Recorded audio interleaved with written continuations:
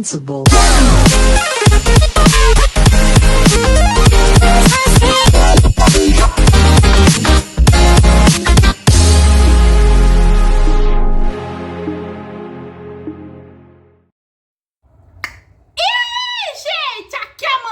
Sejam bem-vindos a mais um episódio de The Apothecary Diaries. E nesse episódio temos Sorvetinho e Lau Mei. O episódio começa onde terminou o anterior, com a creta da Xiaolan, com o eunuco que tava trazendo gelo, meio que para uma concubina. Já tava se acumulando uma multidão que tava vendo esse incidente, e as empregadas estavam com pena da Xiaolan. E no meio dessa multidão tava lá o Jinx e o Gachum. E nisso quem vem defender a nossa linda Xiaolan é a Mau Mau. Mau Mau já se adianta e fala que foi tudo por completamente a falta de atenção. Mas aquele nunca tava bravo, pois não tinha um outro para repor. Naquela época onde a história se passa, um pedaço de gelo é valioso. E seu valor se equivale a de uma pessoa. Então a Mamó vai lá, usa um paninho pra cobrir o gelo que tava lá no chão. E a Mamó pergunta quem seria essa cucubina que quer o gelo. E esse gelo era para Lolan. Ou seja, logo a cucubina mais quieta de todas. E a Mamó se questiona o que vai fazer, já que não tem como completar meio que uma indenização. E também assusta desagradar uma cucubina de alto nível. E se ela mesmo conseguisse algo que poderia oferecer algo em troca, aí que a Mamão tem uma ideia.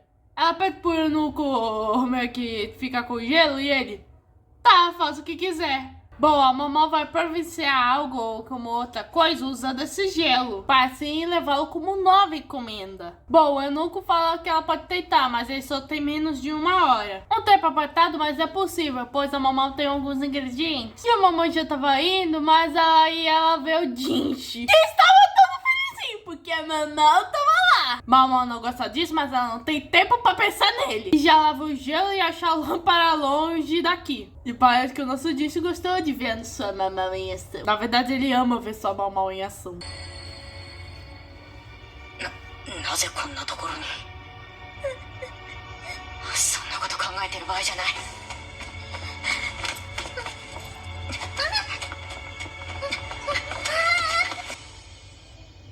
Depois, na enfermaria, a Xiaolan tava chorando e ela tava sendo consolada pelo Dr. Charlatão.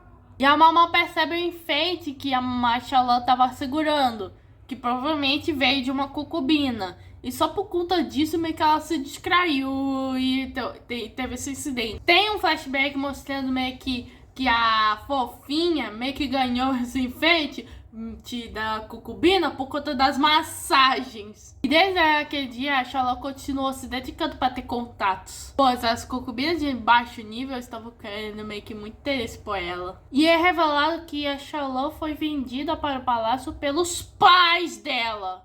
Mas a Mamão nunca viu ela demonstrando tristeza sobre isso. E, gente, realmente temos que proteger esse rajinho de choque Xiaolan. E no calor do momento do incidente, quando o eunuco gritou com ela, o medo a paralisou. E aí aparece o Jinx e a Mamão. Pô, você de novo? No mangá fica mais engraçado. Bom, a Mamão já vai pro Jinx e fala: me empresta sua cozinha e os utensílios nela. E eu disse, que gananciosa! E o que eu ganho? E a Mamão fica, para de enrolando. Nisso, o Jinx fala que toda essa situação não é culpa da Mamão. E a Mamão que sabe disso. Mas ela valoriza muito a Xiaolan. No começo, ela era apenas alguém que só falava fofoca no palácio. Ou seja, que nem a Oi do Hanako. E por conta disso, a Mamão levava uns lanchinhos. E a Mamão não tem obrigação, mas ela quer muito ajudar a Xiaolan. E nisso, ela inventa uma desculpa dizendo que o sono vai afetar ela. E o Jinx ri, pois ele sabe que é mentira.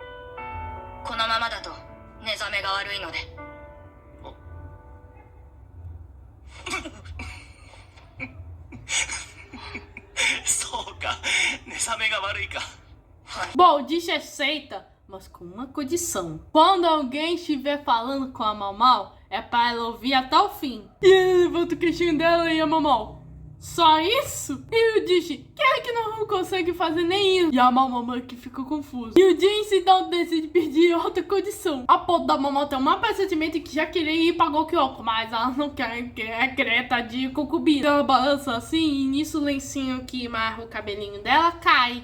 O Jinx pergunta se ela não usa enfeite de cabelo, já que servas costumam se arrumar mais. Mamãe sabe disso, mas ela não tem muitos acessórios. E aí o Jinx pergunta sobre aquele enfeite que ele deu na festa do jardim. E até desconfia que a mamãe tenha vendido. E a mamãe, oh, eu não vendi. Ainda.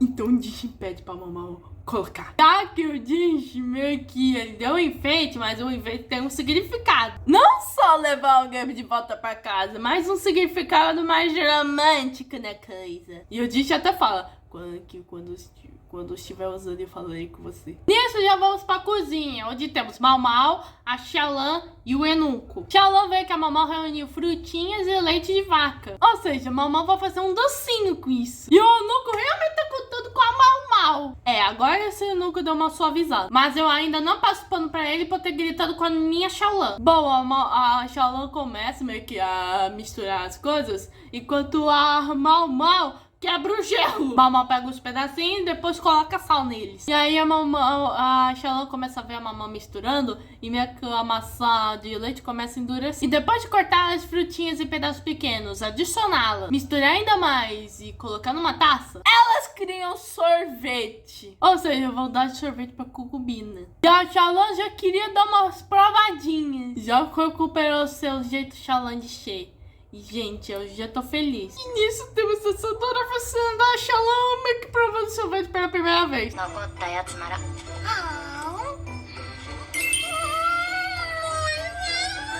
Eles até dão pro Eunuco para ele calar a boca.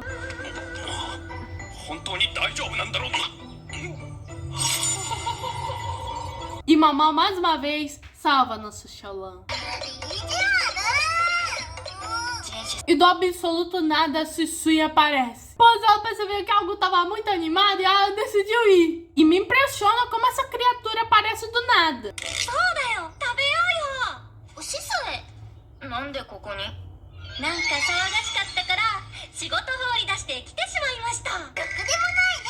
E daí temos mais cenas das interações Mau Mau, Shallan e Shisui. E com os cenas sobrando, pode dar mais.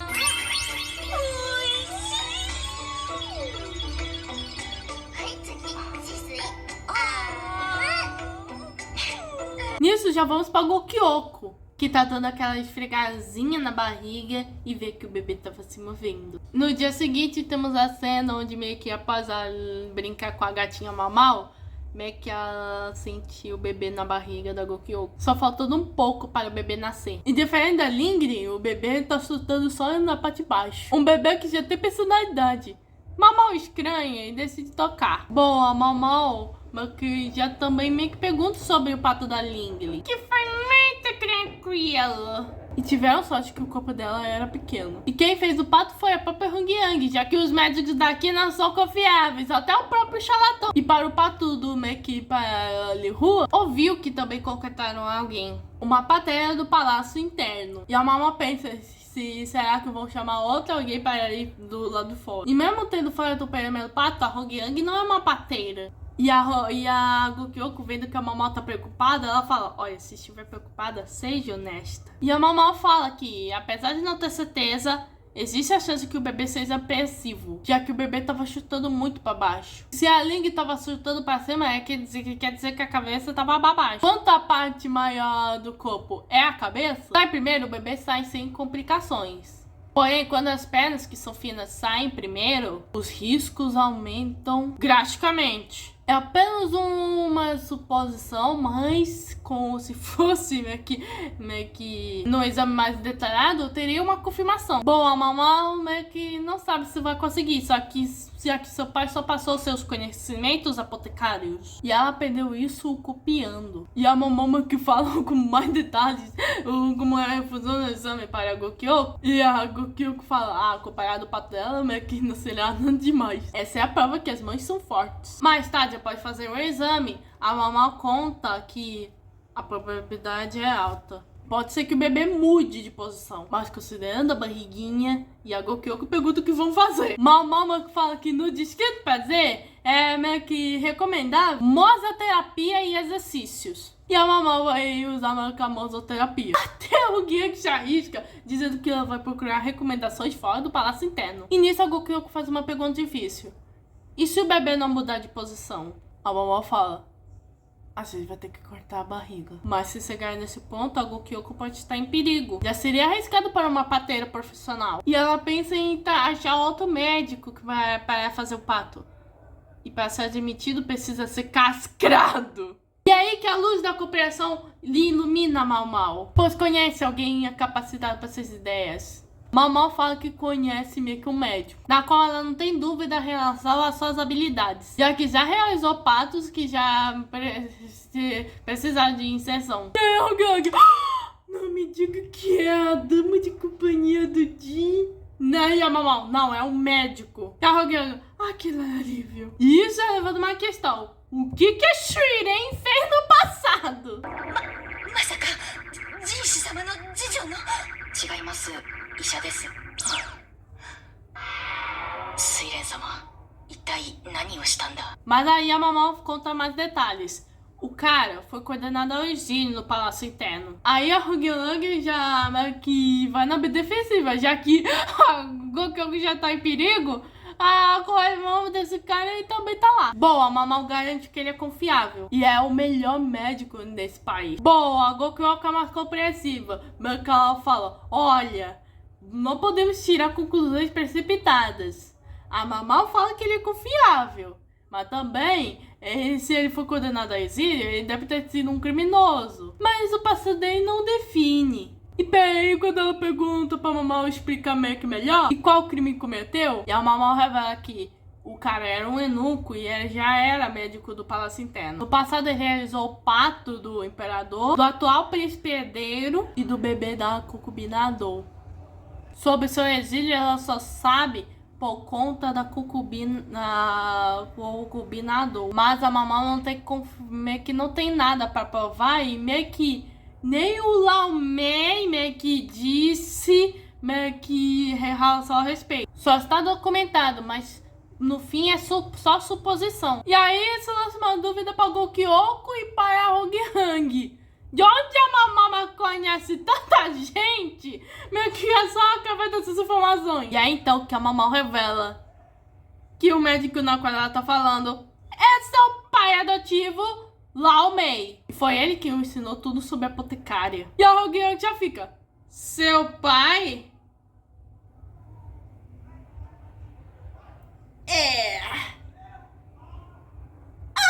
que isso faz sentido. E a Gokyoko meio que só fica tá calminha como sempre, fala que vai consultar com o Jin. Embora pelo soco da Hogyoung, meio que a fofa da Gokyoko fala que ela meio que não julga por ser desde que seja confiável. E além disso, ela não imagina como um cara mau, já que fez a mal. E dá pra ver que até a gatinha dele meio que tem muito carinho por ele.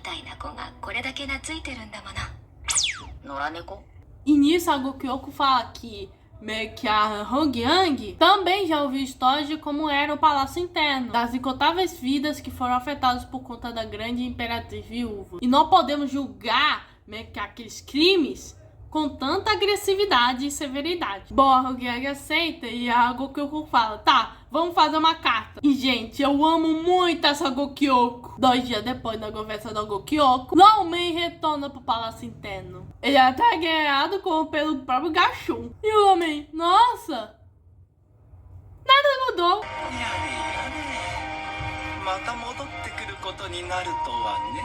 Nisso, meio que todo mundo, a Gokyoko, que todas as damas de companhia, conheceram meio que quem era meio que o pai da mamãe, na qual ele vai atuar como médico meio que do palácio interno temporariamente. E meio que essa parte do temporariamente quer dizer que eles deram uma chance a ele. Ou seja, o Charlton vai ser excluído aqui. E meio que o pessoal daqui meio que fica meio que cucado, pois aquele era o pai da mamãe.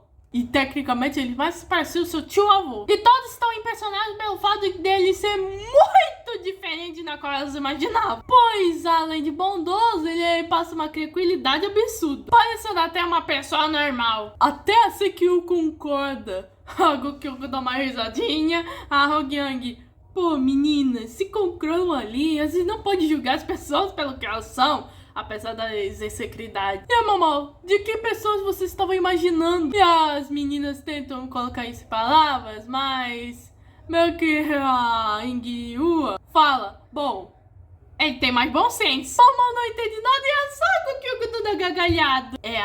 A Mamau foi taxada de idiota nesse momento. E o episódio já termina com suspense, onde vemos lápides e vemos a Suiren.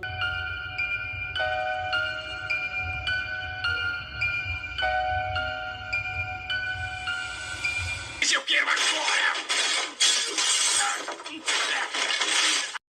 Essa Suiren aí vai causar muito. Bom, esse episódio foi até tranquilo, teve todo o probleminha da Xiaolan, mas tudo só pra reforçar o quão a Xiaolan é perfeita. E também eu adorei muito mais essa complexidade entre a amizade da Mamau e com a Gokyoko, pois a Gokyoko confia muito da Mamau, que ela até aceita meio que cooperar com um criminoso, que é o Laomei, sendo que o único crime que ele cometeu foi o fato dele não ter conseguido salvar o bebê da Adol. No próximo episódio tem muita cena desconexa, mas os fatos mais importantes são aqui é que o Lacan vai voltar. Sim, o nosso Lacan vai voltar. E com certeza dá mais dor de cabeça pro Jinx. Provavelmente vai ocorrer uma construção. Laomei vai estar nas áreas. O Bacen com meio que uma espécie de concubina meio que no meio. Mau meio que lendo meio que um livro. E vemos o pai da Lolan. E por fim sai meio que uma fumaça roxa aí. E eu não sei vocês, mas essa deve ser a parte onde começa aquele arco na qual todo mundo estava esperando. O arco que a Mamau vai desaparecer. Esse foi o episódio 15 da segunda temporada de The Apothecary Diaries. Se inscreva no canal, ative o sininho, compartilhe com o Tobias e fui.